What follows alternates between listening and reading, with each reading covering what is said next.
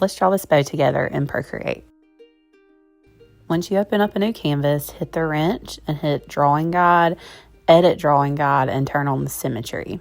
Start off drawing a small square for the tie in the middle, and then from there draw one of your bunny ears, and then come off of that at the bottom with the tails.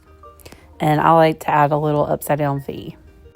Now I'm going to add a little extra where it's like the loop is more 3D. So I like to add that. And then now you're going to go in and turn Drawing Guide off. And now you can make your bow bigger.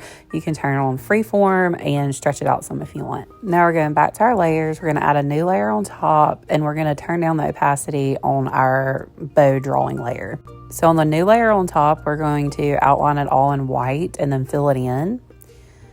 And then we're going to go back to our layers, add a layer above your white layer and turn on clipping mask. And then take your sketch layer and take it to the top, and you can turn the clipping mask off on that and turn down the opacity even more if you want. This is just going to be a guide for you when we start coloring. So now on that middle layer, we're going to color in whatever color you want. I'm doing a light pink and color in the whole bow, and I'm using my smeary paintbrush for this. Then I'm going back in on top of that on the same layer, and I'm adding in darker shades of pink for the shadows. So just anywhere where I think there might be a shadow, I'm doing darker. And now I'm going in with almost white and adding in highlights. And I'm still using my smeary paintbrush. Now I'm going to change it to my smudge tool, and I'm still using my smeary paintbrush, and I'm just smudging the colors around to blend it more and give it more of a realistic look. And you can do this as much or as little as you want to. You can even go back and add in more, darker colors where you think you need it, or more highlights or whatever, and just play around and have fun with this part.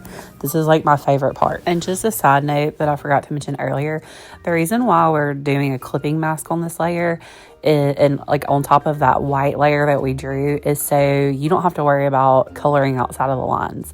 That white layer is like a guide, and nothing you paint can go outside of it. You can stop there if you want to, but I always like to go in and add a doodly outline.